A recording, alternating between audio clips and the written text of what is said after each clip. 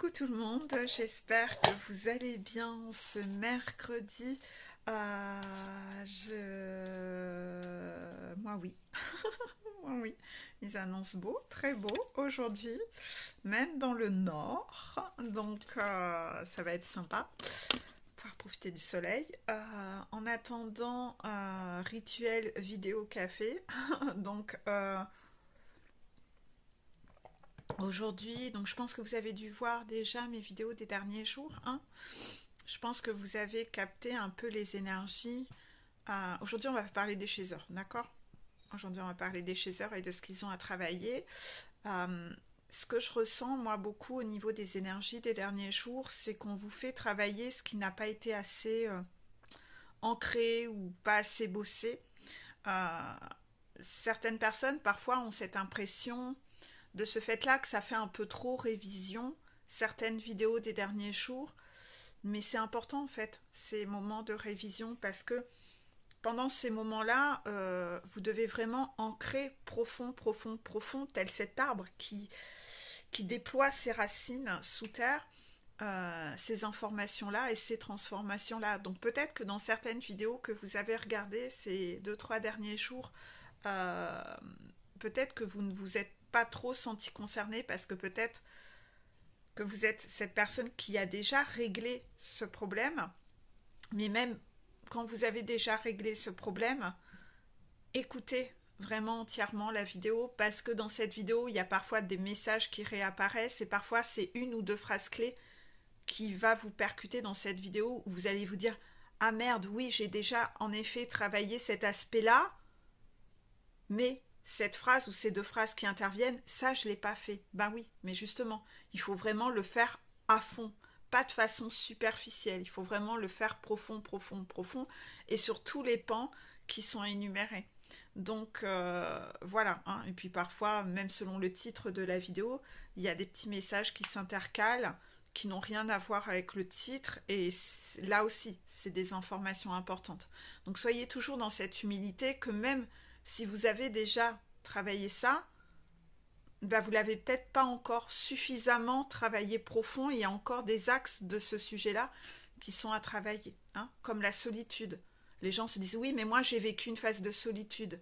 Oui, mais si dans cette solitude tu ne te connais toujours pas et que tu es toujours en train de chercher le réconfort à l'extérieur, ou que tu sais toujours pas ce qui te passionne dans la vie ou ce qui te fait vibrer et que tu n'as toujours pas d'activité en solo où tu réveilles ton enfant intérieur, voilà, tu ne l'as pas fait entièrement. Voilà. Il y a toujours, il faut vraiment tout écouter. C'est pas fait. Sinon, vous comprenez pas pourquoi vous êtes bloqué en fait. Donc ça, bien entendu, je le vois au cas par cas en coaching, hein, en vous posant plein de questions. Je mets le doigt sur ce qui va pas, mais sur une vidéo générale, je peux pas mettre le doigt sur chaque personne, ce qui bloque sur ce sujet-là en fait. Voilà. Et puis parfois, vous vous sentirez pas concerné, hein, c'est normal, hein. Euh, Vous voyez que souvent, on me fait canaliser un peu des petits sketchs sur les chasers et les runners. On sait que les chasers et les runners, par exemple, le runner est très séducteur. Et parfois, on met en scène un peu ce runner bite sur patte, hein, comme on l'appelle. Ça ne veut pas dire que tous les runners sont comme ça. Non.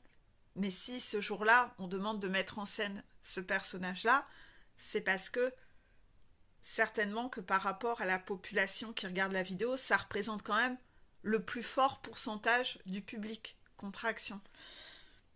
Et puis, parfois, vous devez l'adapter à votre runner à vous, qui est dans la séduction, mais peut-être la séduction amicale ou la séduction en société.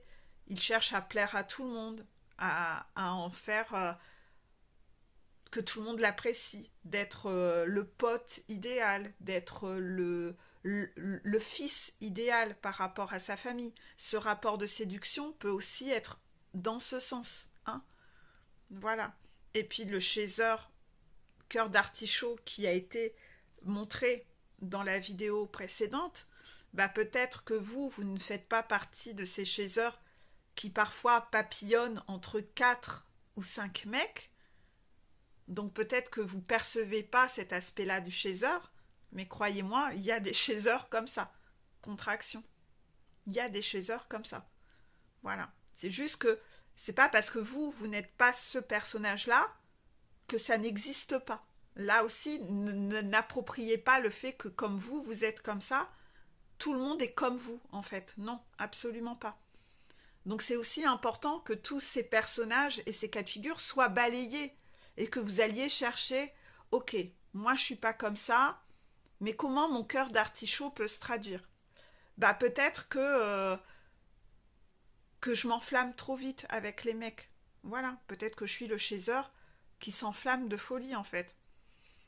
Donc c'est pas un problème que vous soyez enflammé avec une ou deux personnes dans votre vie, parce que c'est une connexion très particulière, parce que c'est votre honneur, parce que c'est votre âme sœur primordiale. C'est sûr, là c'est des connexions très particulières. Mais si c'est avec toutes les personnes, c'est plus bizarre, quoi. Vous voyez, ça veut dire que c'est dysfonctionnel. Ça veut dire que c'est dysfonctionnel. Si à chaque fois que vous rencontrez quelqu'un, vous vous enflammez de folie, si ça vous arrive qu'avec une ou deux personnes dans votre vie, ben oui, c'est normal. Là, ok. Mais si ça vous arrive avec tous les hommes dans votre vie et que très rapidement vous voulez aller très très vite dans toutes vos relations avec les hommes, ben c'est que ce côté cœur d'artichaut se traduit de cette façon chez vous. Voilà. Donc il faut toujours aller chercher dans le trait de caractère qui est exacerbé dans le sketch qu'on me pousse et le discours à avoir, parce qu'au plus on va exacerber le trait de caractère, au plus vous allez la population concernée par ce trait de caractère va conscientiser son dysfonctionnement en trouvant à quel point c'est exagéré et c'est trop en fait. Donc le but c'est que la personne en rigole d'elle-même et se dise oh ouais mon Dieu je suis comme ça mais mon Dieu que c'est horrible. Voilà. Et peut-être que vous c'est dans la vidéo suivante où vous allez être voilà, mais même quand ce trait de caractère ne vous représente pas à 200%, allez chercher plus profond comment ça se traduit chez vous. Soyez pas dans ce côté trop... Allez voir au-delà, quoi. Hein. Apprenez à voir au-delà, en fait. Par contre, à chaque fois que vous aurez tendance à vous dire « Non, mais moi, je ne suis pas concerné », bah, vous n'allez pas assez profond, en fait. Vous n'allez pas assez profond. Et peut-être que vous avez une analyse trop en surface, justement. Contraction, hein, vous voyez. Voilà. Donc, vous pouvez passer en travers de certaines choses et puis vous trouvez dans un parcours, justement, qui n'avance pas, qui n'évolue pas. Vous n'évoluez pas. Mais parce que votre façon de voir les choses, vous le voyez que de façon en surface, mais pas assez en profondeur. Donc ça, soit de l'entendre aujourd'hui, vous allez écouter et mieux écouter. Vous vous rappelez, hein, les guides avaient fait passer comme message que les gens n'écoutaient pas assez. Ils entendaient mais n'écoutaient pas assez. Donc peut-être que de là, vous allez aborder les messages sous un autre angle. Peut-être que vous n'y arriverez pas. Bah, contactez une personne qui aide sur ce type de parcours afin d'aller trouver plus de clés de compréhension sur votre parcours à vous spécifique. Et vous apprendre à vous ouvrir justement à ces messages et à ces déclics. Voilà. J'espère que de là, vous aurez un peu compris comment il faut aborder les messages sur une vidéo générale. C'est que quand la personne canalise, elle ne parle pas toujours que de votre parcours à vous, elle parle du collectif. Hein, et c'est pas parce que vous n'avez pas ce comportement que ça ne veut pas dire que les chasers ou les runners, dans la globalité, se comportent de cette façon. Voilà. J'espère que ça vous aura permis d'y voir un peu plus clair. Voilà, donc on va parler un peu des chasers. Donc oui, je vous ai dit, hein, ces derniers temps, on parle beaucoup de révision comme ça, hein, parce que on a dit, on est en transition. Et là, sur la fin du mois de mai, il fallait reconsolider certains acquis. Donc j'espère que vous n'êtes pas passé en travers cette petite phase avant d'enclencher juin. Hein. Le but, c'est d'être efficace dans son travail. Voilà. Donc, on va parler des chasers. Et les chasers début de parcours. Oui, les chasers début de parcours ont cette carte tic-tac, tic-tac. tic-tac, tic-tac. D'accord. Donc, on vous rappelle, on veut vous rappeler aux chasseurs début de parcours, donc même si vous n'êtes pas début de parcours, c'est bien de le réentendre, que la temporalité cosmique n'a rien à voir avec la temporalité sur Terre. D'accord? Dites-vous que sur un parcours flamme jumelle, dans un éveil ou n'importe quel parcours initiatique, où on doit se transformer, d'accord, on ne peut pas vous annoncer de délai. Le délai n'existe pas, le temps n'existe pas. Contraction. Pourquoi? Parce que vous êtes deux intervenants, chaser, runner. Chacun a son libre arbitre. Chacun va évoluer différemment. Chacun va mettre plus ou moins de temps à comprendre les signes et à transformer, transmuter tel dysfonctionnement à l'intérieur. Donc, on ne peut pas prévoir. Quand votre enfant rentre à l'école, est-ce que vous savez anticiper en combien de temps votre enfant va apprendre la table de multiplication par 7? Vous ne pouvez pas savoir d'avance. Vous ne savez pas anticiper. S'il va la savoir par cœur en une semaine ou en 2 ou en 3, vous ne savez pas. Et un maître d'école face à sa classe, il ne sait pas annoncer aux parents, vous, votre enfant, il va mettre autant de temps à le savoir. Il ne sait pas. Chaque enfant est différent, chaque être est différent et chacun assimile et comprend les choses à son rythme. Donc, méfiance. Quand vous regardez des vidéos de guidance, beaucoup de personnes font des tirages en annonçant des délais. Pourquoi? Parce que c'est très vendeur, c'est ce que veulent les gens. Ils veulent savoir quand. Vous le savez vous-même, vous êtes omnibulé par le quand. Donc c'est très vendeur. Mais le délai qui est annoncé, allez voir, en général, on va dire 9,5 fois sur 10, c'est pas le cas. Ça ne se passe pas, ça n'arrive pas. Contraction. Non. Il y a aussi une différence entre les personnes qui canalisent et les personnes qui ne font que de la lecture de cartes. Ça, c'est différent. Parce qu'une personne qui fait de la lecture de cartes, quand la carte va tomber et que c'est écrit printemps, la personne va annoncer au printemps, il va se passer ci. Oui, mais en fait, ça ne veut pas dire ça. Parce que quand vous canalisez et que vous entendez les messages des guides, les guides rappellent qu'il n'y a pas de temps. Le temps n'existe pas en spiritualité. On ne peut pas savoir combien de temps vous allez mettre pour vous transformer. Vous avez votre libre arbitre. Donc la carte printemps veut dire renaissance. Ça refleurit, ça renaît. À partir de là, à vous d'interpréter les messages que vous entendez. Si la personne qui fait la vidéo fait de la lecture de cartes ou canalise, ça dépend de sa vision d'un point de vue spiritualité. Elle cherche, comme je vous l'ai dit, malheureusement, ce que les guides me demandent de communiquer, c'est que beaucoup de personnes font des vidéos dans le but, là aussi, d'être aimé, contraction, d'avoir beaucoup de followers, dans le but de se développer. Donc, comme les gens aiment le quand, ils vont donner du quand. Mais après coup, vous vous en rendez compte que ça n'arrive jamais, que ce que vous avez vu dans la canalisation, ça ne se passe jamais. Ouais, mais vous êtes tellement demandeur de ça, du quand, que les gens finissent par vous donner ce que vous avez envie. Comme ça, ils vont avoir la blinde de j'aime, la blinde de like, la blinde d'abonnés. Mais qu'est-ce que vous cherchez? À entendre ce que vous avez envie d'entendre ou est-ce que vous cherchez à entendre la réalité? Parce qu'au bout d'un moment, vous allez perdre du temps. Vous faites des tours de montagne, vous êtes frustré, vous dites « Ouais, ce que j'entends, ça n'arrive jamais. » À vous de faire votre choix, en fait. Donc ça, vous ne pourrez pas empêcher d'avoir des vidéos et des gens qui ont cette vision selon leur angle de vue de ce qu'ils ont envie de transmettre, hein, chacun sa vision, et qui annoncent des délais. Et puis peut-être qu'une fois dans votre vie, ça va vous arriver que, ah oui, une fois on vous a annoncé un délai, c'est vraiment arrivé. Ouais, bah ouais.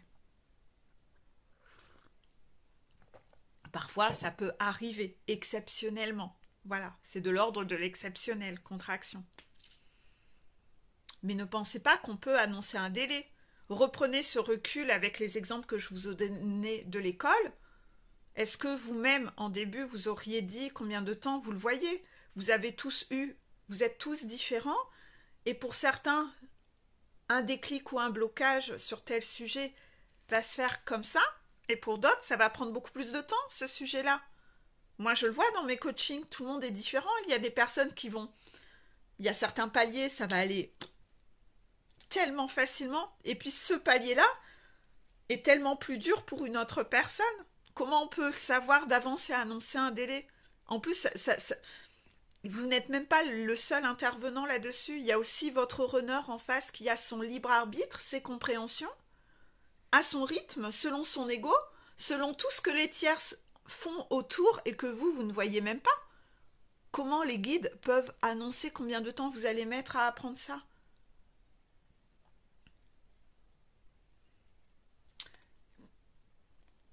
Je dis ça, d'accord, bon.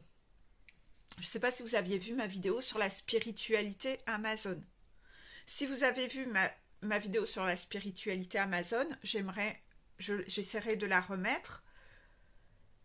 On me dit que ceux qui croient au timing en spiritualité sont les gens qui sont justement dans la spiritualité du avoir et du recevoir. Mais si vous avez vraiment maintenant compris que la spiritualité c'est pas ça et que la spiritualité c'est devenir, eh bien en fait cette notion de temporalité, vous avez vu en effet que c'est logique que la temporalité ne peut pas exister. Ça ne peut pas exister. Parce que voilà, on est dans le devenir et non plus dans l'avoir. C'est pas une commande. Quand est-ce que je vais recevoir ma commande?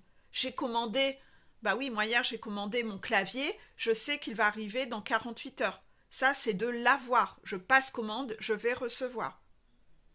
Mais devenir quelqu'un d'autre, on ne sait pas combien de temps ça va prendre. Donc ceux qui sont encore dans cette notion qu'il suffit de passer commande à l'univers ou à la source ou au guide et je vais recevoir, que c'est ça la spiritualité, un parcours flamme jumelle, ils sont encore accrochés à cette croyance que cette temporalité peut être annoncée. Contraction. Et ça, vous ne pourrez pas empêcher que chacun ait une vision différente de la spiritualité selon son chemin de vie, où il en est dans sa propre transformation. Donc parfois, vous-même, vous me dites que vous voyez des vidéos de certaines personnes qui parlent de flammes jumelles et que vous-même, vous êtes choqué des conneries qui sont dites dedans et que cette personne, vous sentez que vous êtes vous-même plus avancé que la personne qui fait la vidéo. Et oui, en effet, j'ai confirmation. Et vous vous rendez compte que cette personne fait des vidéos en véhiculant des notions qui sont pas ok en fait. Contraction. Parce qu'elle, dans son chemin, donc là aussi, ça on peut pas les empêcher non plus. S'ils ont un ego spirituel et qu'ils veulent faire ça, alors qu'on leur a pas demandé mais que c'est eux qui ont décidé d'eux, ça on peut pas empêcher les gens d'être dans un ego spirituel. Donc parfois, la personne, si elle est encore au stade où elle est encore dans sa spiritualité Amazon et qu'elle n'a pas compris qu'elle devait devenir, elle peut, dans ses vidéos, véhiculer des informations erronées. Contraction. Si vous avez un pendule et que vous savez bien pratiquer le pendule, avant de regarder une vidéo, vous pouvez demander à vos guides si vous faites bien de regarder cette vidéo. Ou vous pouvez aussi, par rapport à un message qui est délivré dans la vidéo, demander à vos guides si ce message-là vous concernez vous. Et vous allez voir petit à petit qu'ils vont vous éloigner de certaines chaînes. Voilà. Pour que vous ayez les vrais messages. Donc j'espère que cette notion de temporalité, on m'a demandé d'en expliquer, de passer du temps à raconter ça. J'espère que ça vous aura aidé. Et donc pour le coup, dites-vous que si vous êtes encore accroché à ça, c'est que vous êtes encore dans l'impatience. Le problème, c'est qu'au fur et à mesure de la montagne, vous allez devoir apprendre cette notion de patience. Moi, je me suis définie depuis toujours comme étant quelqu'un qui était impatient. Dieu sait si je l'ai dit. Nombre de fois. Et j'ai tellement pris l'habitude de me qualifier comme quelqu'un d'impatient que même quand je me suis transformée et que je suis devenue quelqu'un de patiente, je restais ancrée dans ma tête dans la croyance que j'étais quelqu'un d'impatiente. Et je continuais à dire aux gens, ah, moi je suis une grande impatiente.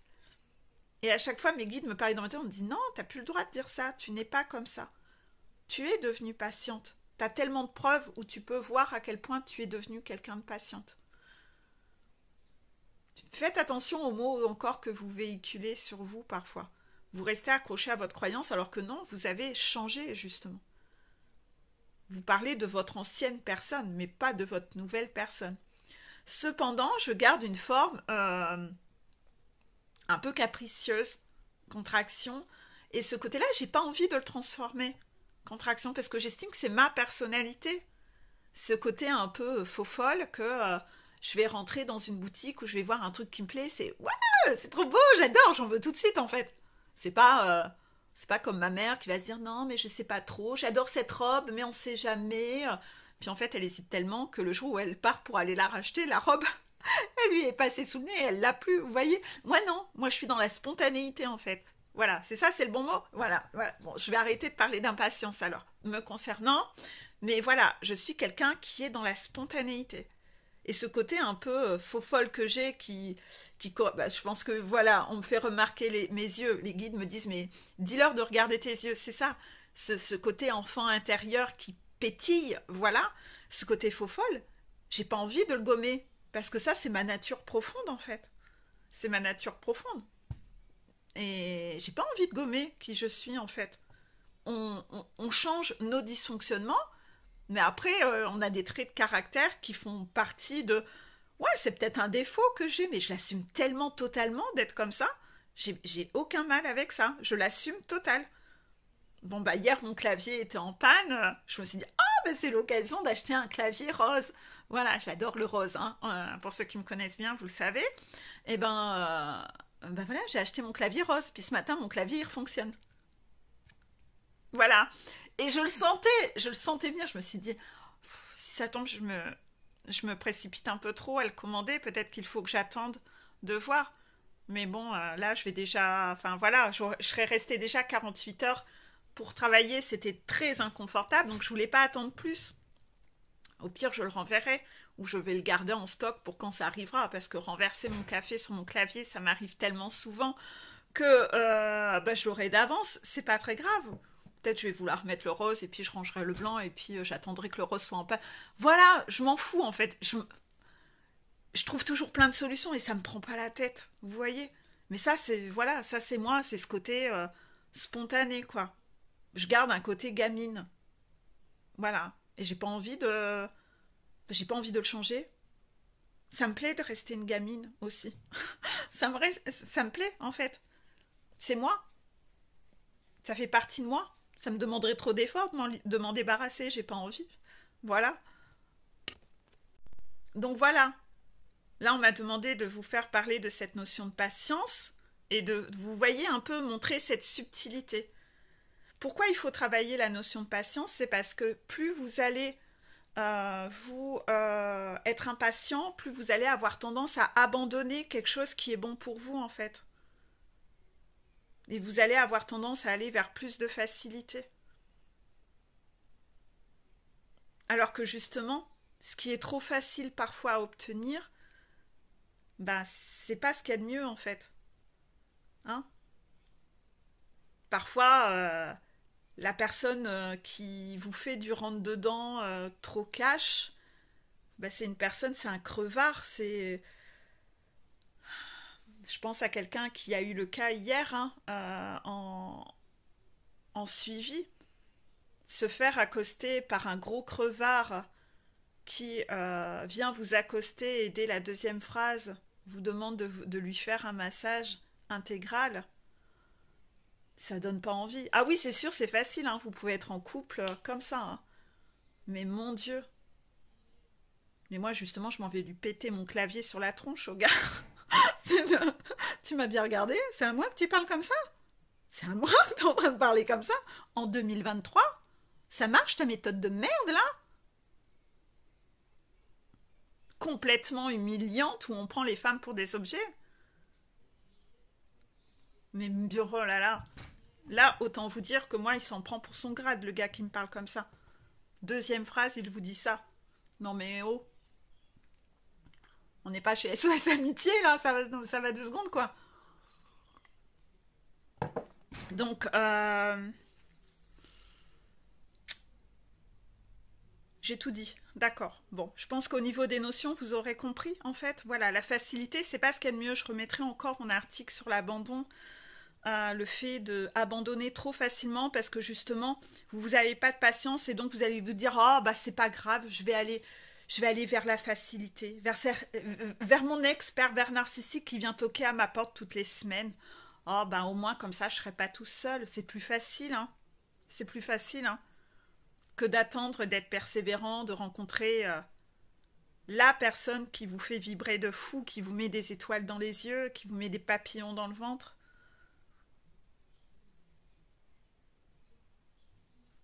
Il faut apprendre la patience.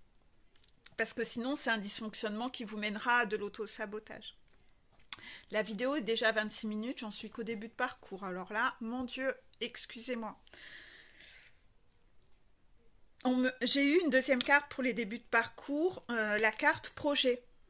Donc c'est pas pour vous dire d'aller jouer au Lego. Hein.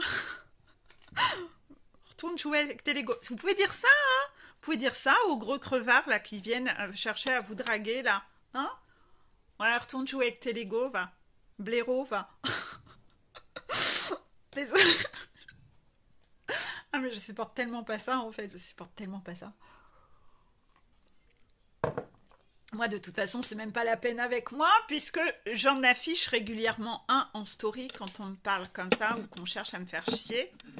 Comme ça, c'est très dissuasif. Hein, on n'a pas envie d'être affiché, parce que là, je mets pas l'anonymat, là, j'affiche clairement. Hein. Ouais. Les gens qui manquent de respect comme ça, j'ai aucun problème à les afficher clairement. Donc, c'est quelque chose que vous pouvez faire. Hein. N'hésitez pas. Hein. Contraction. Vous voyez, hein, vous avez permission. Hein. C'est comme ça qu'ils arrêteront de le faire. Hein.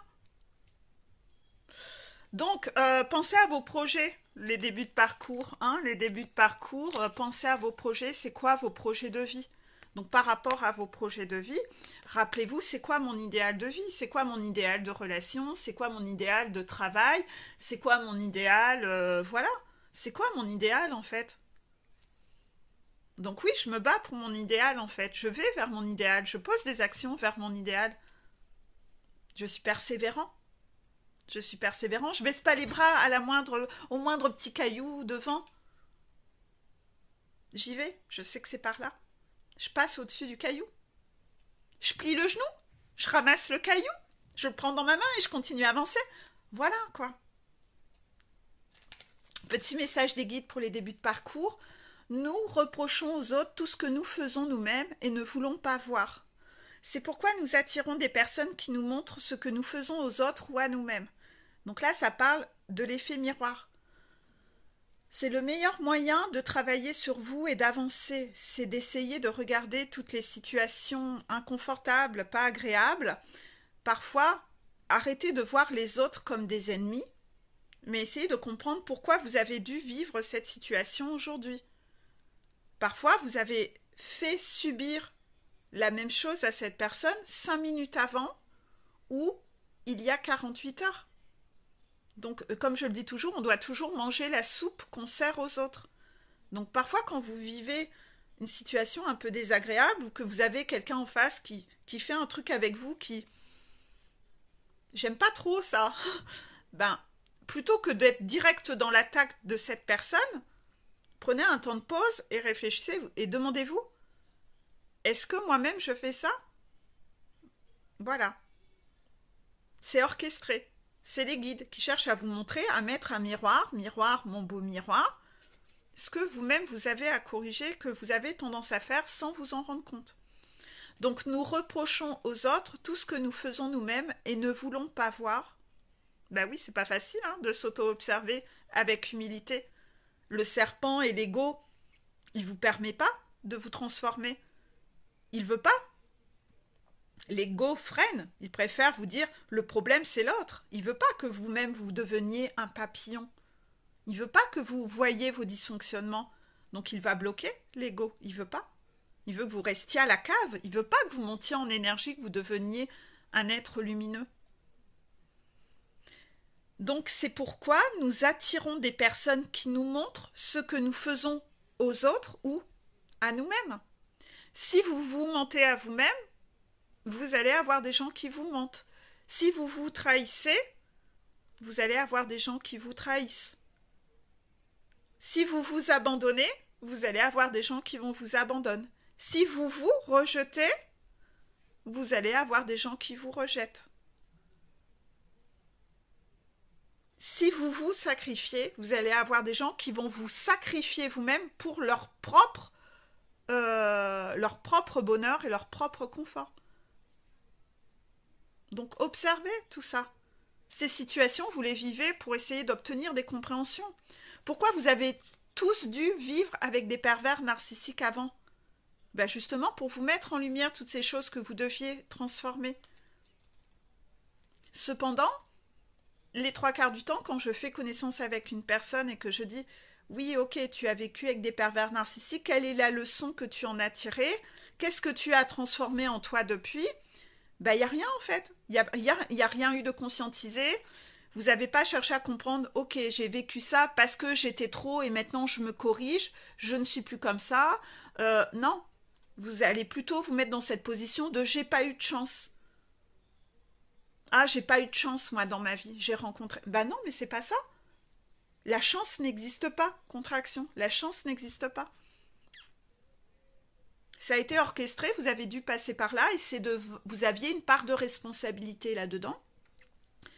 Et c'était pour vous apprendre à vous transformer. Donc si aujourd'hui, vous n'avez toujours pas ce recul de vous dire que vous avez été dysfonctionnel, que vous avez une part de responsabilité à avoir permis à ces personnes de vous détruire, que vous n'avez toujours rien transformé en vous et changé des comportements en vous, ben, le problème, c'est que peut-être dans 1 mois ou 2 mois, vous reproduisez la même chose en fait.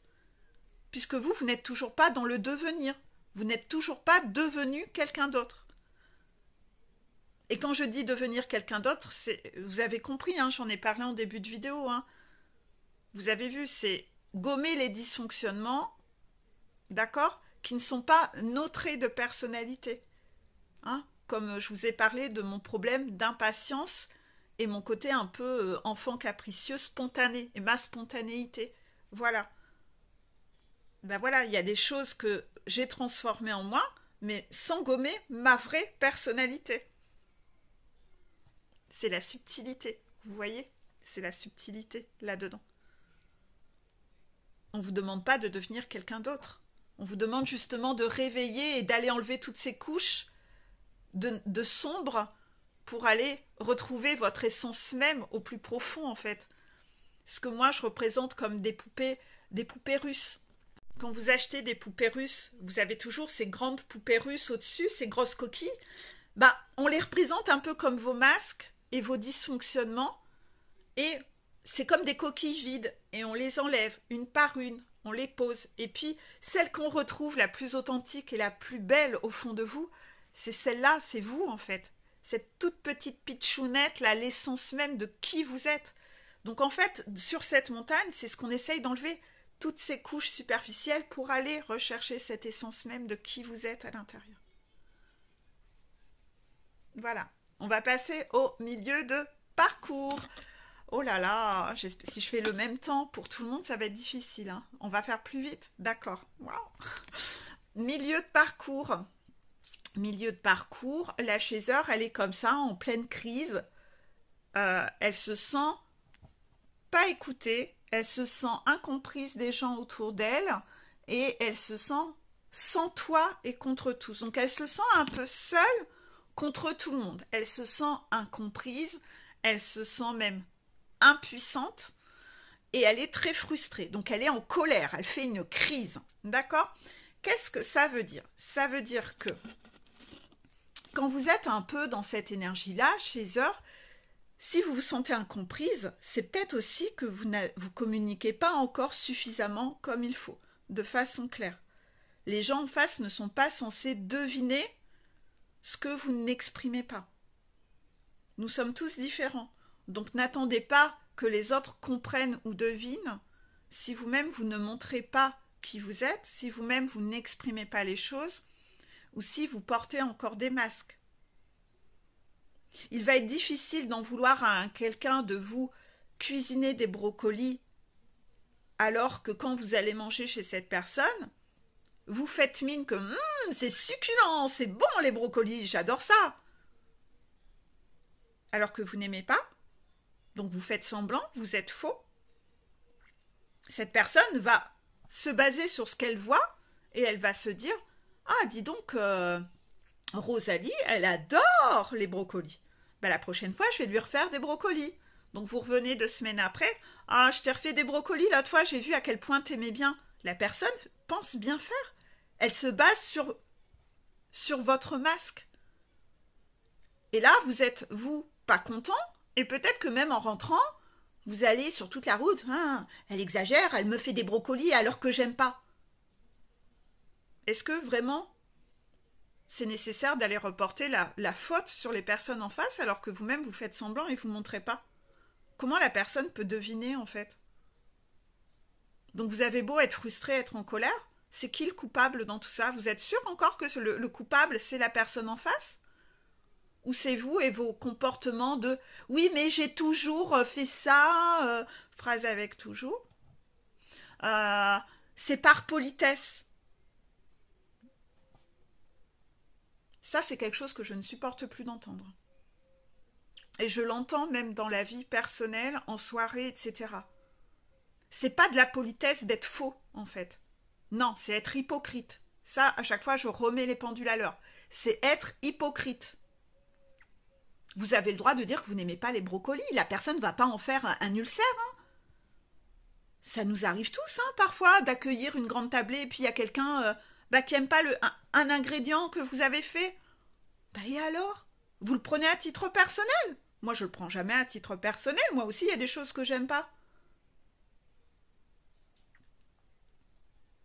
Donc cette personne, elle est comme tout le monde. Souvent, vous êtes comme ça parce que vous-même, vous supportez pas la moindre remarque parce que vous êtes ultra susceptible. Donc vous vous dites, je peux quand même pas lui dire que j'aime pas les brocolis. Vous lui dites pas que c'est elle que vous n'aimez pas, vous lui dites pas que c'est elle qui cuisine mal. Vous lui dites, voilà, mais vous allez le prendre à titre personnel. Justement, remarquez que c'est vous qui êtes dysfonctionnel en fait. C'est vous qui êtes dysfonctionnel par rapport à ça. Vous supportez pas la moindre remarque ou quand vous pensez que parce qu'on ne va pas aimer ce que vous avez mis comme ingrédient, que tout de suite ça vient toucher votre personne, que ça veut donc dire que c'est vous qui cuisinez mal. Vous le vivez encore comme un rejet. Vous êtes encore dans cette blessure de rejet. Vous prenez encore les choses à titre personnel, comme si c'était un nom que l'on faisait à vous. Moi, par exemple, je déteste les mandarines. C'est une odeur, mais depuis que je suis petite, c'est une odeur, mais vous imaginez pas, c'est une odeur que je ne supporte pas en fait. Quelqu'un qui vient me parler à côté, qui vient de manger une mandarine et qui a l'odeur de mandarine sur les mains, je vais essayer de mettre une écharpe. Vous imaginez pas l'inconfort que ça m'apporte. Et si je suis en train de manger et que quelqu'un mange une mandarine à côté, cette odeur m'envahit tellement que je sens même plus le goût de ce que je mange. C'est cette odeur qui vient prendre tout l'impact sur mon palais. Ne me demandez pas d'où ça vient, je n'ai pas d'explication. C'est comme ça depuis que je suis toute petite. C'est comme ça que je suis toute petite. Et je n'ai pas d'explication à ça. Donc quand quelqu'un va me sortir une mandarine, je vais dire non merci, je n'aime pas. Et je dis pas à la personne, je t'aime pas toi. Je dis pas à la personne, tu sais pas faire des bons repas, t'es tout pourri. Non, c'est... Voilà. Si vous le prenez à titre personnel et que vous voulez que je me force à manger quelque chose que j'aime pas, C'est vous qui avez un problème en fait. Donc demandez-vous pourquoi vous réagissez comme ça et vous le prenez à titre personnel, à tout prendre à titre personnel, que vous supportez pas le moindre non. C'est parce que vous avez un problème avec ça.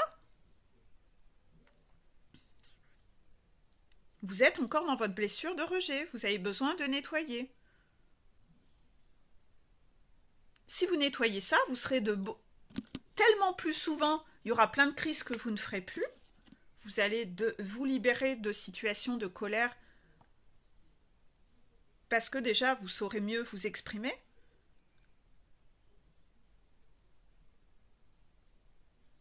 Et si vous vous sentez dans des situations comme ça où vous vous sentez impuissante et frustrée parce que les choses ne se passent pas exactement comme vous aimeriez, là c'est votre côté capricieux.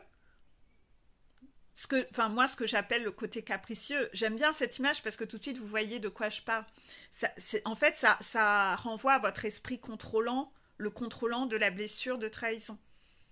N'oubliez pas de me demander en ami sur Facebook. D'ailleurs, waouh, en ce moment, vous êtes nombreux à me demander en ami sur Facebook, ça fait plaisir. C'est mercredi, je vais remettre 2 diapos. J'en ai mis là pendant le week-end, c'était celle que j'avais en retard de la semaine dernière. Mais voilà...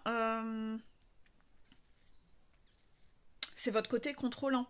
Vous n'avez pas le contrôle sur les événements, vous n'avez pas de contrôle sur le scénario, vous n'avez pas de contrôle sur les autres et vous êtes frustré.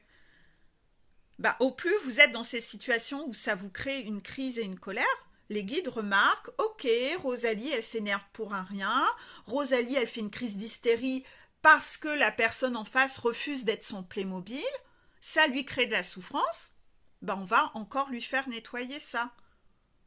Comment on va lui faire nettoyer ? Peut-être que ça va durer toute la semaine. Que des situations où elle n'a pas le contrôle. Ah, ta voiture, elle est en panne. Bam. Ah, tu voulais ci, t'as pas eu. Ah, ton rendez-vous, il a été décalé. Bam. On t'a dit que ton colis est arrivé. Ton colis, il était perdu. Bam. Que des situations où vous n'avez pas le contrôle, vous êtes impuissante. Ça va vous saouler. C'est pas grave, on purge, on nettoie. Hop, allez, des petits coups de vent sur votre roche là qui a besoin de subir de l'érosion. Allez hop, on nettoie, on nettoie. Quand vous avez des grosses vagues comme ça, de plein de situations qui sont désagréables, c'est pour vous faire nettoyer ce côté contrôlant. Parce que vous êtes trop contrôlant. À trop vouloir tout contrôler autour de vous, vous êtes toujours à rien. Rien vous met de mauvaise humeur. Parce que dès que quelque chose se passe pas comme vous voulez, ça y est, c'est là où vous vous transformez en petit enfant qui tape des pieds et qui fait une crise. Ouah, c'est pas trop juste. Voilà, vous devenez un petit enfant capricieux qui fait une crise d'hystérie en fait. Donc, ça c'est dysfonctionnel. Ça, faut le dégager en fait. Sinon, vous n'avez pas fini. La vie va être un enfer. Vous allez toujours être en colère et frustré aux moindres choses. Parce que n'importe comment, vous ne pourrez jamais piloter les autres. Vous ne pourrez jamais contrôler les autres. Donc dès que les autres ne vont pas faire ce que vous voulez, vous allez faire des crises comme ça et vous allez être en souffrance. Dis donc, je vous envie pas, hein. Quel enfer votre vie. Donc vous êtes d'accord, il faut s'en délester de ça. Il faut s'en débarrasser de ça.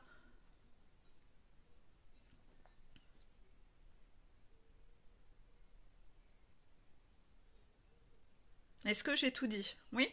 Bon, voilà. Donc voilà, sans toi et contre tous, vous vous créez de la boue et de la colère pour des broutilles. Vous ne pouvez pas contrôler les autres. Après, si c'est quelqu'un qui vous crée autant, c'est-à-dire que par exemple, vous avez une personne comme ça en face de vous qui bouche les oreilles, et ça arrive par exemple entre les 2 flammes jumelles. Le chaser exprime à son runner: telle chose me fait souffrir. Le runner bouge ses oreilles et continue à faire exactement ça. La chaser réexplique une 2e fois. Le runner continue encore à fermer ses oreilles. La chaser réexplique une 3e fois. Mais la 3e fois, elle est comme ça. Elle en a plein le cul. Je vais vous donner quelques exemples. On va reprendre l'exemple du runner bite sur patte. On l'aime bien celui-là. Hein. Le runner, c'est un grand séducteur. Il dit qu'il vous aime, mais il est sur des sites de rencontres et il rencontre plein d'autres nanas à côté. Vous lui avez déjà expliqué que non, ça c'est pas ok. Vous avez déjà rompu plusieurs fois. Quand, à chaque fois qu'il y a rupture, il revient frapper à votre porte en pleurnichant et en pleurant. Non, mais c'est toi que j'aime. D'accord, vous y croyez. De nouveau, il recommence. Il repart sur des sites de rencontres, il vous retrompe encore. Ben, c'est sûr qu'au bout d'un moment, vous allez être comme ça, à hurler en train de vous... Oui, là, vous voyez, vous avez le droit de lui hurler dessus, parce que votre honneur est toxique avec vous. Vous devez lui donner un gros coup de pied dans le cul et le dégager. D'accord? C'est le défi que vous avez. Quelqu'un qui vous manque de respect, que ce soit votre mère, que ce soit votre père, que ce soit votre frère, que ce soit votre runner, c'est pas ok en fait. Personne n'a le droit de vous faire ça. Personne n'a le droit. Vous n'avez plus à être masochiste, le masochiste de la blessure d'humiliation. Vous avez quelque chose à travailler. Vous devez être dans votre yang, le masculin sacré. Vous devez être ce papa chèvre qui dégage le loup de la bergerie. Parce que vous ne pouvez pas être épanoui dans une vie avec quelqu'un qui vous souille comme ça. Deuxième exemple. Vous êtes chez en triangulaire avec un runner qui est en couple. Votre runner passe son temps à vous raconter qu'il vit la meilleure de ses vies. Donc il vous parle de sa belle famille. Il vous raconte ses vacances avec Karmika. Première fois, vous lui expliquez « Tu sais, cette situation triangulaire ne me convient pas. Je fais preuve de patience en attendant que...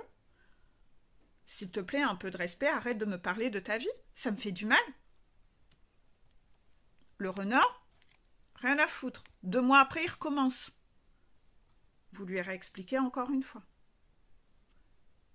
La 3e fois, il recommence encore à vous faire du mal, à venir la faire mal comme ça à l'intérieur avec son couteau. Gros coup de pied dans le cul, tu dégages. J'en ai marre que tu me fasses du mal. Tu ne m'écoutes pas. Tu ne m'écoutes pas. Tu ne prends pas en compte ma sensibilité, tu ne prends pas en compte mes souffrances. Tu te fous de ma gueule en plein nez. Que ce soit votre runner, que ce soit votre parent, que ce soit votre ami, c'est non. Quelqu'un qui récidive en boucle, en boucle, en boucle, et qui continue de faire, alors que vous avez formulé que ça vous faisait du mal, c'est pas ok. Ça peut arriver une 2e fois. Ça peut arriver une 2e fois. Enfin, pas la tromperie, hein. Ça c'est pas ok, ça, d'accord? Il n'y a pas de 2e fois avec la tromperie. Mais sur d'autres choses, d'accord? Sur d'autres choses moins importantes. Ça peut arriver une 2e fois. Je dois donner cet exemple? D'accord, bon. Donc je reprécise, la violence physique, c'est pas ok non plus. D'accord? Si la personne vous frappe, c'est que c'est pas votre runner. D'accord? C'est que c'est pas votre runner. C'est que vous êtes en face d'un pervers narcissique. D'accord? Voilà, j'ai fait ma parenthèse. Ok, merci. Donc, mais si, par rapport à un petit truc, ça peut arriver une 2e fois. Si cette personne a l'habitude depuis tellement longtemps d'être comme ça et d'être en face de personnes qui la laissent faire ça, avec vous, elle peut ne pas comprendre qu'avec vous, ça, c'est pas ok. Mais il n'y a pas de 3e. Hein. Il n'y a pas de 3e. Hein. Moi, la 3e fois, c'est niette, quoi. C'est niette, oui. Là, vous avez le droit de pousser une grosse gueulante et de dire tu te fous de ma gueule, en fait. Mais là, tu te fous franchement de ma gueule, quoi. Donc, n'hésitez pas, d'accord? Donc là, on vous dit que sur les milieux de parcours, c'est un peu... on voit hein, le juge qui a son petit pain, son petit marteau, là. C'est l'heure de la conclusion. Donc là, il y a un verdict qui tombe chez les milieux de parcours. On le sait, hein, on en a beaucoup entendu parler ces derniers temps. Le couperet qui tombe, là, voilà, il y a des décisions de la justice. Donc soit un verdict qui tombe dans une situation concrète autour de vous. En tout cas, c'est orchestré par la source et c'est le moment où voilà, c'est le moment de poser une conclusion sur une situation que vous avez autour de vous. Ça dépendra, hein. Pour certains, ça va être le professionnel, pour d'autres, ça va être par rapport à une amitié, ça peut être par rapport à un couple. Voilà, c'est le moment où faut savoir dans quel sens aller, on arrête d'aller dans tous les sens, on arrête de se poser des questions, il faut avancer, il faut poser une conclusion, un verdict, une décision sur quelque chose. Donc là, il y a une sorte de porte à fermer, et si vous traînez trop à fermer cette porte, que vous restez trop longtemps sans trop savoir, on va chercher à vous secouer pour que vous preniez cette décision. D'accord? Donc, quand vous n'agissez pas, on vous secoue. On vous renvoie une grosse tempête pour que vous lâchiez un lampadaire et que enfin vous avanciez. Vous alliez de l'avant. Donc en tout cas, il y a cette énergie-là pour les milieux de parcours. Petit message des guides pour les milieux de parcours, ce n'est pas parce qu'une décision fait mal que c'était la mauvaise. Voilà. Donc c'est en écho à ça. Ce n'est pas parce qu'une décision fait mal que c'était la mauvaise. Oui, parfois on prend des décisions et il y a une part de nous, ça fait mal à l'intérieur de prendre cette décision. Pas parce qu'on sait que ça fait du mal à d'autres personnes, mais malgré ça, c'est quand même la bonne décision, puisqu'à partir du moment où c'est pour vous, ça reste la bonne décision. Parfois on ne le fait pas de gaieté de cœur, c'est comme ça. Du jour où vous devez aller euthanasier votre animal parce qu'il est en souffrance, la décision fait mal, ça ne veut pas dire que c'était la mauvaise. Il était temps de mettre un terme, il y avait beaucoup trop de souffrance. Égoïstement, on aimerait que ça continue. Mais c'est égoïste de laisser l'animal continuer à souffrir. Il y a plein de situations comme ça. Quand parfois vous commencez un coaching avec moi et que vous êtes en couple avec quelqu'un avec qui vous n'êtes pas heureux, et que je vous pousse à acter les choses. Oui, la personne en face de vous peut être en souffrance. Ça peut vous faire mal de voir cette personne avoir mal, mais pourtant ça reste la meilleure décision. Ça ne veut pas dire que la décision est mauvaise, absolument pas. C'est ce que je vous dis toujours. Vous-même, vous n'aimez pas cette personne. Donc vous ne pouvez pas la rendre heureuse. Il faut la libérer. Vous avez pour mission de la libérer, cette personne, pour qu'elle puisse aller chercher son bonheur avec une autre personne, parce qu'il y a cette personne, elle a une personne qui l'attend quelque part, contraction. Ses guides ont envie qu'elle soit heureuse, donc ils vont lui amener une personne heureuse. Et plus tard, elle revivra ça en se disant, c'est vrai, heureusement que ça a mis un terme avec telle personne, parce que après, derrière, j'ai rencontré quelqu'un qui me convenait tellement mieux. Ne pensez pas que vous rendez cette personne heureuse. Non. Elle ne le ressent pas, votre amour. Donc n'importe comment, elle est malheureuse. Libérez-la. Libérez-la. Redonnez-lui sa liberté, en fait. Permettez-lui d'aller vers quelque chose de plus lumineux, en fait.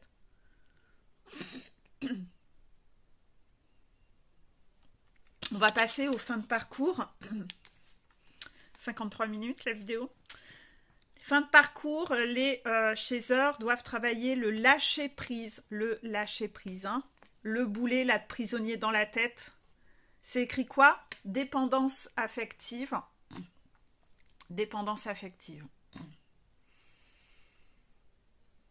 Jamais trop compris cette vidéo, parce que j'ai toujours, moi qui suis accro au chocolat, j'ai l'impression qu'elle veut bouffer un morceau de chocolat.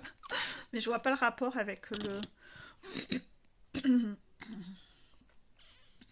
Je suis pas sûre que ce soit ça que ça veut dire.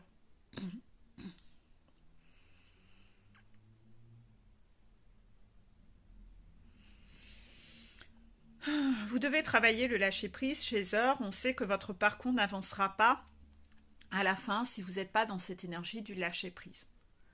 Vous devez vibrer intérieurement le lâcher-prise. Vous pouvez formuler par voix haute « Je suis en lâcher-prise ». Si vous ne le vibrez pas intérieurement et énergétiquement, ça bloque votre lien. Parce que vous envoyez dans le lien comme une énergie d'attente. Donc votre runner en face sent que vous êtes là. Il sent que le lien est rempli de votre présence, de votre attente. Sauf que ça bloque. Ça bloque puisque vous ne vibrez pas haut, vous ne vibrez pas le bonheur.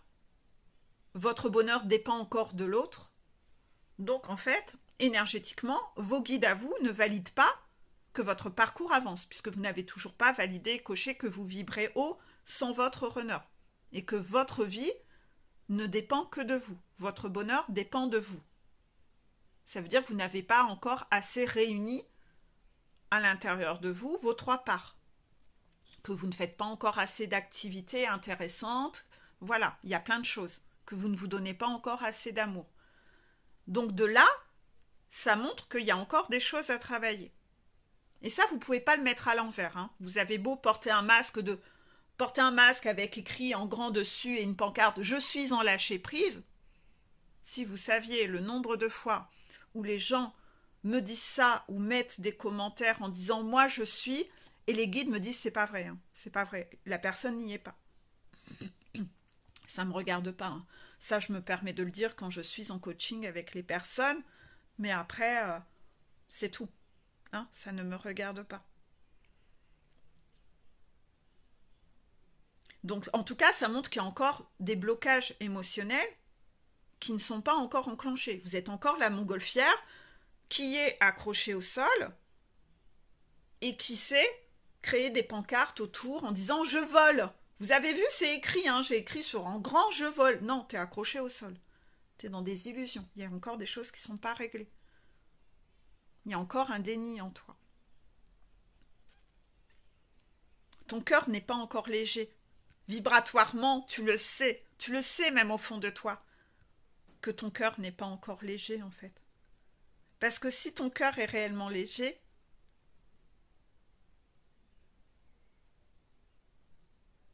d'accord. Si votre cœur est vraiment léger, il peut s'enflammer pour quelqu'un d'autre. Il peut s'enflammer pour quelqu'un d'autre. La fameuse âme sœur primordiale, contraction. Nous y revoilà. Il peut s'enflammer pour quelqu'un d'autre. Donc vous devez être dans le détachement. Parce que vous êtes vraiment centré sur vous.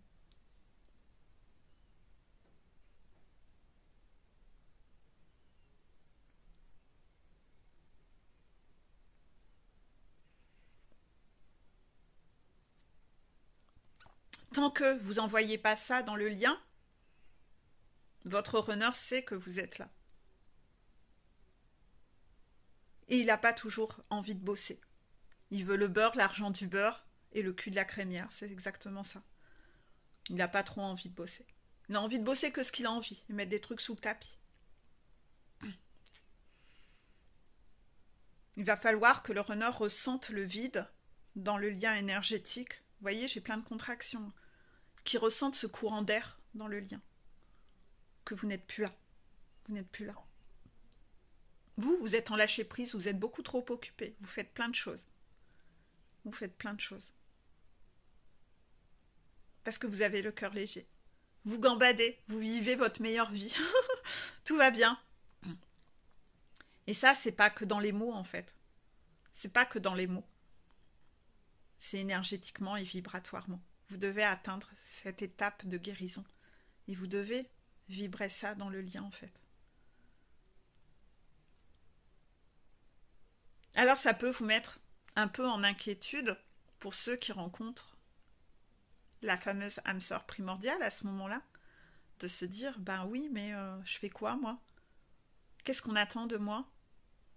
Qu'est-ce qu'on attend de moi? Est-ce que finalement je dois être dans ce lâcher-prise parce que c'est pour que ça fasse bosser le runner, mais ça veut dire que le runner risque de revenir un jour? Mais moi, si je me suis enflammée pour mon âme sœur, je peux pas, je me mets des freins, je me mets des blocages, je veux pas faire du mal à l'âme sœur, je veux pas faire du mal, voilà. Et finalement, vous vous mettez des freins.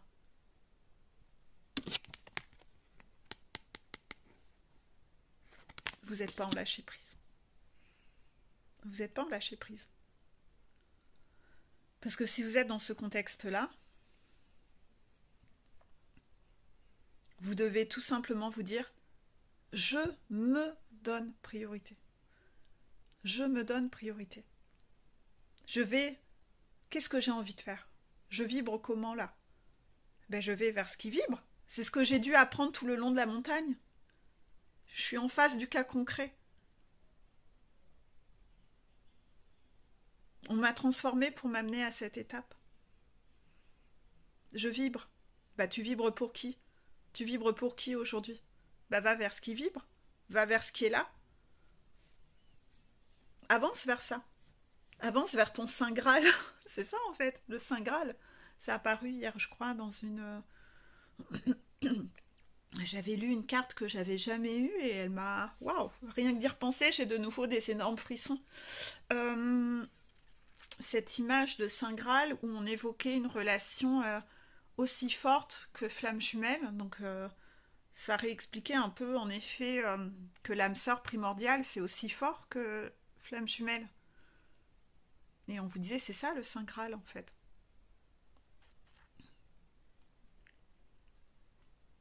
Soyez dans le détachement du non qu'il y aura derrière ça.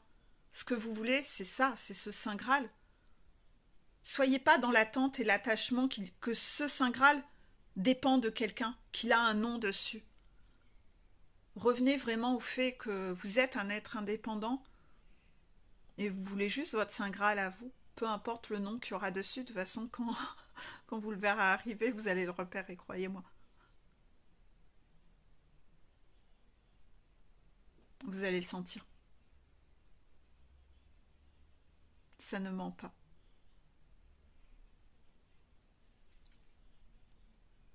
Mais vous devez être le cœur léger par rapport à ça, par rapport à l'accueil de tout ça. Et donc oui, il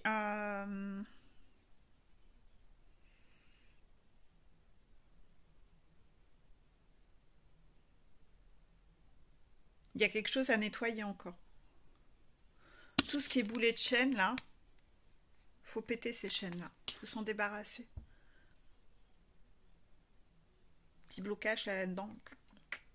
Les pelotes de laine là qui sont encore en jeu, voilà, les pelotes de laine là. Allez, on commence à défaire les fils, on enlève les nœuds. Hein? Moi, c'est comme ça que je me vois, que j'ai l'impression que mon travail, c'est ça en fait. C'est d'aller défaire tous les nœuds dans votre tête là, à l'intérieur de vous, partout, de défaire les pelotes de laine.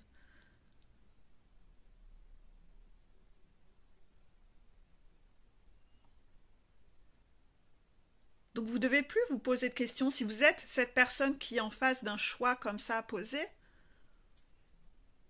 vous devez juste vous laisser porter. Le lâcher-prise, c'est ça. C'est pas se poser de questions de qu'est-ce qui arrivera après. Je vis pas les choses parce qu'on ne sait jamais après. Non. Ben non, en faisant ça, vous loupez. Vous loupez le truc, vous loupez le coche.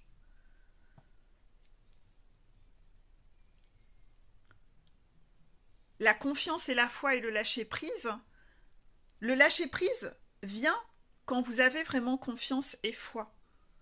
Donc si vous avez confiance et foi, c'est faire un pas et avancer sans savoir qu'est-ce qui vous attend après. Juste avoir foi et confiance. Je pense que vous le mettez déjà en pratique dans plein de choses, parce que là on est en fin de parcours. Donc cette notion de foi et de confiance, vous le faites déjà dans bien des domaines, peut-être dans le professionnel. Je sais pas.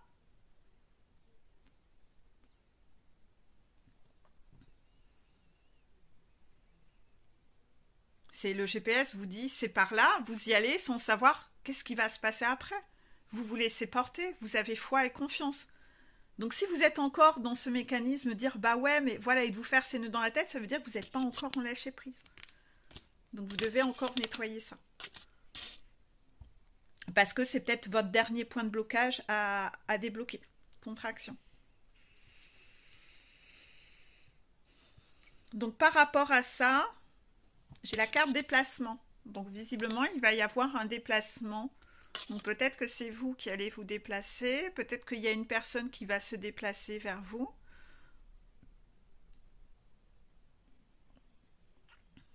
C'est quelque chose de positif, me dit-on. C'est quelque chose de positif, d'accord? C'est qu'il va y avoir un déplacement qui va se faire. Qui va être programmé. On va en parler.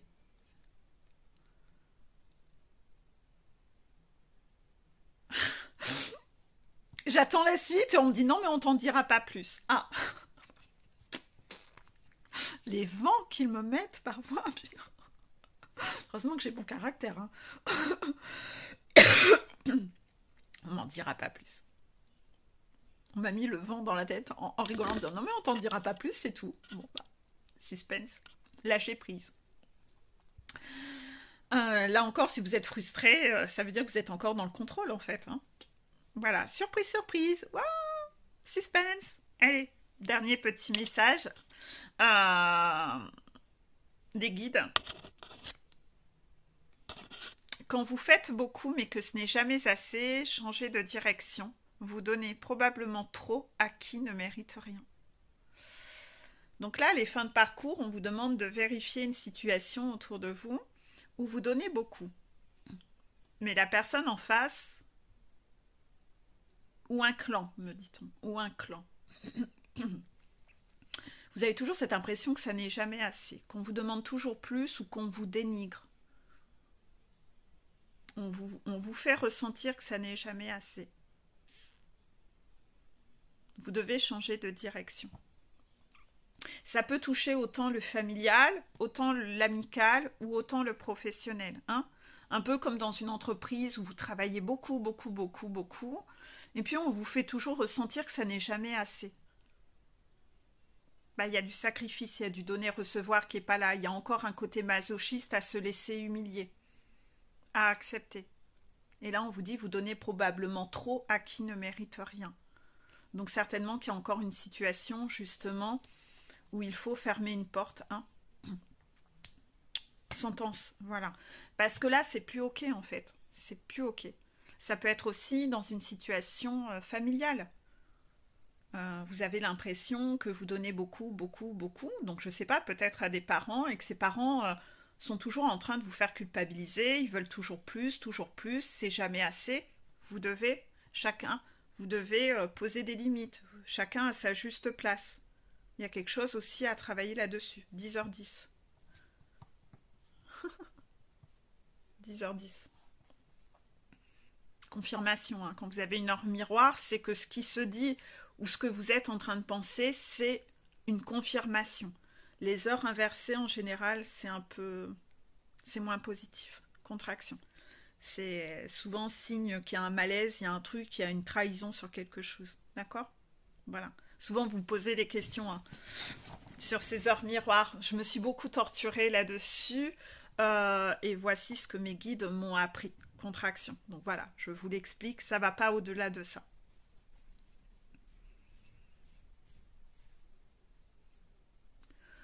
Ça peut être aussi des amis. Hein. Vous pouvez avoir des amis comme ça qui sont des vampires énergétiques. C'est jamais assez. Vous passez... Ils vous réclament toujours plus de temps, plus de ci, plus de ça. C'est des gens qui sont sans doute en dépendance affective, qui veulent vous contrôler, etc., vous posséder. Donc quand vous faites beaucoup mais que ce n'est jamais assez, changez de direction, vous donnez probablement trop à qui ne mérite rien.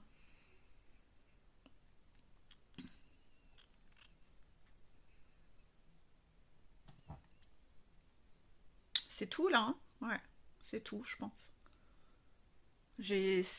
Pour vous donner un peu des pistes, pour que vous essayiez, vous détecter.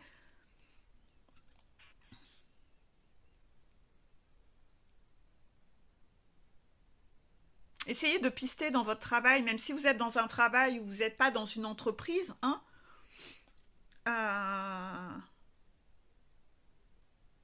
si vous êtes dans un travail, je ne sais pas. Moi, par exemple, dans les coachings que je fais, si je suis en face d'une personne qui exige, qui est très exigeant et qui veut un peu me posséder moi, et que ce n'est jamais assez, parce que par rapport au temps que je consacre sur le moi à la personne, ça n'est jamais assez. Cette personne est un peu insatisfaite, elle voudrait plus, toujours plus, et encore plus, et encore plus. Vu le prix des abonnements que je fais, je pense pas qu'il y ait beaucoup de gens qui travaillent à ce taux horaire, hein, contraction. Je fais déjà énormément de cadeaux, exprès pour permettre à un max de gens d'être aidés, hein, c'est ce que l'on me demande, hein. Mais faut pas non plus pousser mamie dans les orties, hein, non plus. Faut pas non plus penser qu'on me possède et ne pas avoir de gratitude envers ce que je fais et presque vouloir exiger que je travaille même le week-end ou etc. hein. Ou vouloir que moi-même je prenne plus de nouvelles personnes pour que cette personne puisse m'avoir presque tous les jours ou n'importe quoi. Faut pas exagérer non plus. En général, vous gagnez parfois de beaux salaires et vous aimeriez que moi je sois en sacrifice en salaire. Donc il y a des gens hein, qui sont comme ça, hein, qui sont très condescendants et ils sont très nombrilistes et il n'y a que eux. Ils sont très égocentriques, hein. Mais c'est laid, hein, conscientiser que c'est extrêmement laid hein, d'être comme ça. Fort heureusement, il n'y en a pas beaucoup, hein. La plupart des gens me sont très reconnaissants pour le temps que je leur consacre et le fait que j'ai de plus en plus de monde. Bah, sur le mois, parfois les séances d'une à l'autre, ça s'espace un peu.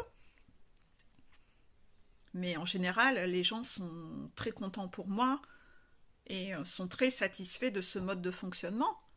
Si j'en ai un ou deux qui me fait un caca nerveux parce que c'est moi,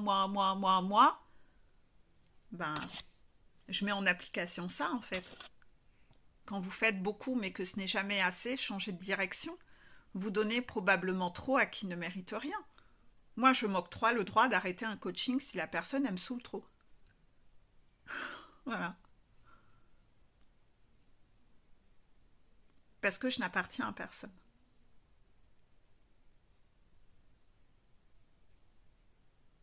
Et que je n'accepte pas le manque de respect. J'estime que je ne me prostitue pas. Donc ceux qui ont déjà essayé avec moi, ils le savent, hein, je les ai dégagés. Je me choisis. Je me choisis. Je suis là pour aider, mais je ne suis pas là pour être dans le sacrifice non plus. Je ne suis pas là pour être dans le sacrifice. De toute façon, si je suis dans le sacrifice, je vais m'en prendre une. Donc souvent, quand j'ai ce genre de situation, visiblement, il faut que je vous explique ça parce que ça peut aider certains d'entre vous par rapport à votre métier, me dit-on. Quand je suis dans ce genre de situation, je commence déjà à sentir la toxicité de la personne et j'alerte les guides de la personne en disant cette personne, je suis pas ok avec son comportement. Est-ce que j'ai le droit de la dégager ou est-ce qu'on lui laisse encore une chance? Parfois, les guides disent ouais, non, vas-y, dégage-la. Elle n'est pas prête, donc il faut qu'elle se prenne quelques foudres et qu'elle aille redescendre. Et elle a besoin que son parcours soit très prolongé avec de nouveau de nuits noires de l'âme, etc. Donc en fait, vous avez toujours une aide quand vous demandez conseil sur quelle décision prendre. Et parfois, les guides disent non, redonne-lui une chance, je vais un peu le foudroyer, la foudroyer, lui faire vivre 2-3 situations où elle va subir, elle, en effet miroir, ce qu'elle fait aux autres.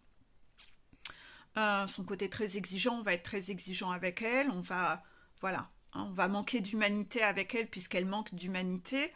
Et on va voir si elle a un peu de plomb dans la tête et on verra d'ici 1 ou 2 semaines si elle s'est ressaisie. Donc en général, je ne prends jamais les décisions seule, je le prends toujours avec les guides de la personne. Si la personne récidive, parfois je dis au guide, là vous êtes ok, là quand même je peux la dégager cette fois. Et ils me disent oui, là cette fois c'est bon, elle a récidivé, elle n'a pas compris la leçon, bam, allez, on dégage. Voilà. Parce que le but c'est pas... Les guides n'ont pas non plus pour but que je sois dans le sacrifice non plus, en fait. Donc dites-vous que dans votre travail, vous n'êtes pas le sauveur des autres, hein, c'est ce qu'il y a à comprendre. Vous n'êtes pas le sauveur des autres et vous n'êtes le sauveur de personne sur Terre, en fait.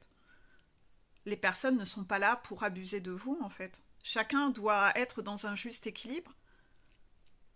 Donc normalement, tout doit être juste de tous les côtés, ça doit être équilibré, ça ne doit pas être tout pour l'un et rien pour l'autre. Vous voyez ? Méfiez-vous des vampires énergétiques. La dépendance affective rend extrêmement toxique en fait.